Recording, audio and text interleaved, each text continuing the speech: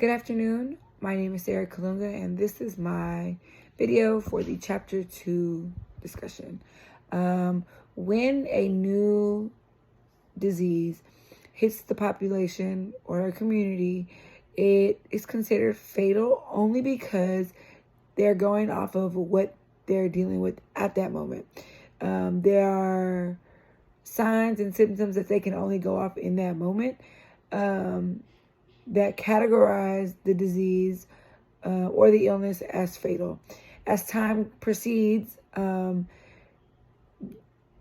epidemiologists or medical people have done thorough exams, thorough studies. Surveys have been done to show that these type of illnesses are not fatal, that they can just be mild or acute, or sometimes not even fatal. Things that can help these type of things would be, like I said, the surveys or just preventions.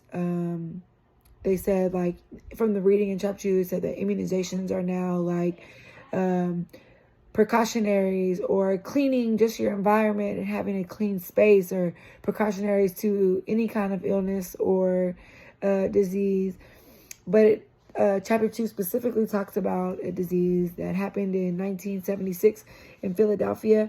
It was considered fatal at first because the cases that they saw on it that were coming, people were just dying. People were dying. But over time, they saw that it wasn't just people dying, that the fatality rate wasn't even that high in most cases, that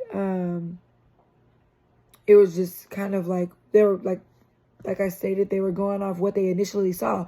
And from the beginning, when they're given only what current information is out, which could be fatality, death, illness, death, they can say that, oh, this disease will cause you to die. This disease has a fatality rate of something high, 85 plus. But in the long run, they're unsure of exactly what it is that the fatality rate is, because they're only going off of the information that is given. Throughout time, epidemiologists will do studies, they'll do surveys that show that fatality rates are not that high. And once it becomes a not limelight disease or illness, it kind of gets watered down a little bit. They start to know a little bit more. Then from then on, like I said, you can have your precautionaries, you can get vaccinations, you can do immunizations. These things will help fight against certain type of diseases and illness. Of course, there are still diseases and illness that don't have a cure, but they do have preventatives and screenings to help, as Chapter 2 stated.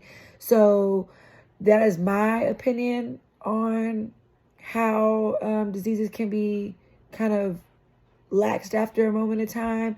So that's it. Thank you.